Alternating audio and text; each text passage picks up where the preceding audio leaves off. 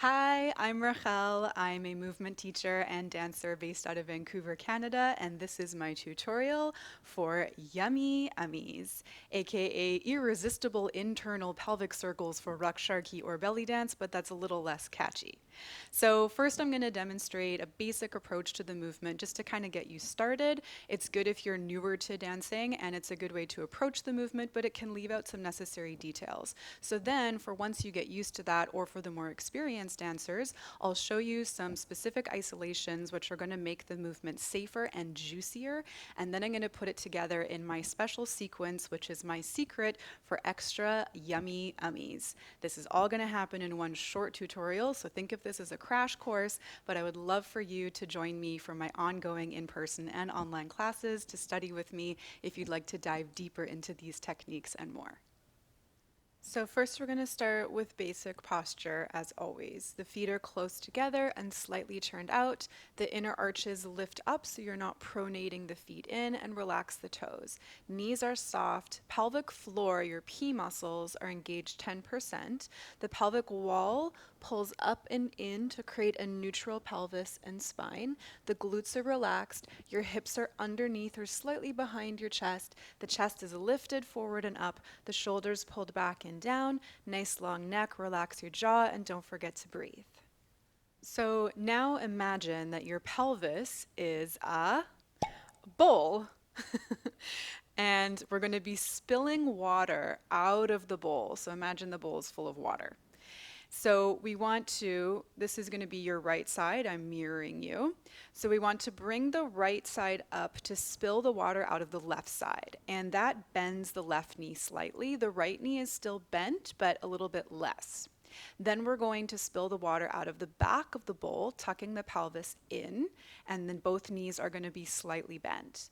Then we'll lift the left side up to spill water out of the right side of the bowl, which bends the right knee more and the left knee stays bent just a little less.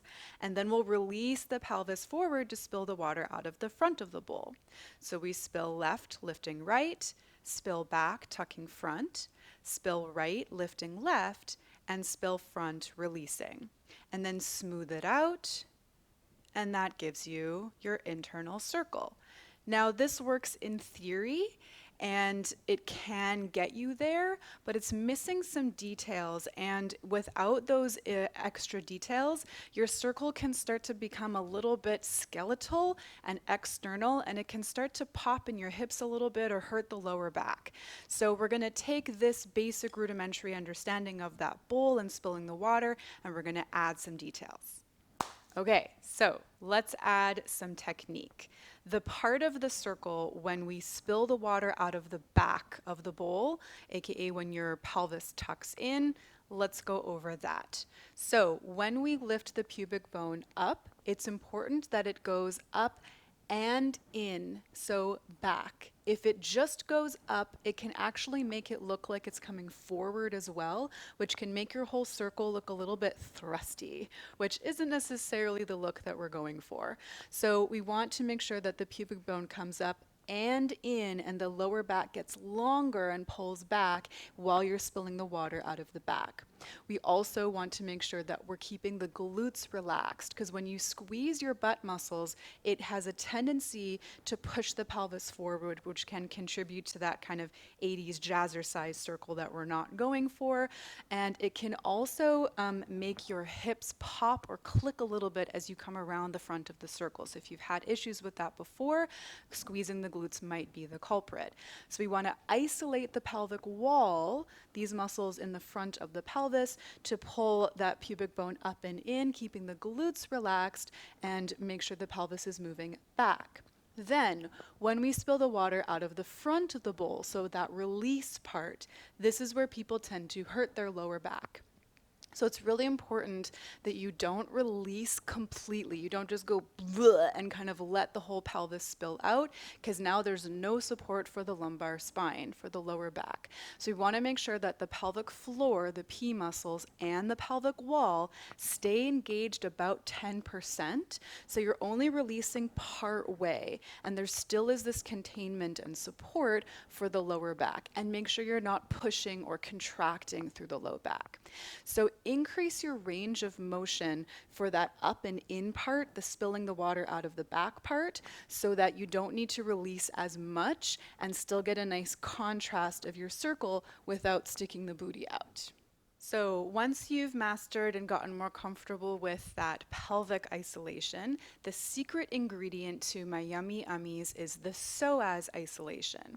So if you're familiar with the psoas muscle, which inserts in your back and comes through the abdomen and out the groin into the leg, we're not isolating just this muscle, but kind of using it and some of the surrounding pelvic muscles where it comes out from the pelvis into the groin. So this part of the body is going to be engaging up and in, same as that pelvic wall isolation. So this is what I call a diagonal tuck. So I'm going to bring the right, your right, on the right side, your right psoas up and in, and the opposing SI joint or Venus dimple goes back and down. Keep the chest lifted, keep your feet flat on the floor, keep your glutes relaxed, and keep the knees soft. So then this is left psoas and right psoas. Left, right. And I'll show you in the mirror. So now this is your right, this is your left, right, left, right, left. That diagonal tuck is going to be the secret ingredient to your Yummi Ummies, making sure that it's not hippie and skeletal and external, and no clicking in the hips as well. So that one's tricky, but once you get it, let's put it into the sequence. So here is my sequence for Yummi Ummies. Number 1, engage your right psoas. Then engage the pelvic wall. Then engage your left psoas. Then release your right psoas, release the pelvic wall, and then the left psoas. Engage right, center, left, release right, center, left. Engage right, center, left, release right, center, left. Now smooth it out with what I call the as sequence. So as you're finishing engaging that right psoas, you're starting to engage the pelvic wall. And as you're finishing engaging the pelvic wall, you're starting to engage the left psoas. And as you're finishing engaging the left psoas, you're starting to release the right psoas. And as you're doing that, you're releasing the center and left, etc. So right as center as left, as release right, center, left. As you engage right, center, left, as you release right, center, left. And then reverse it to go the other way.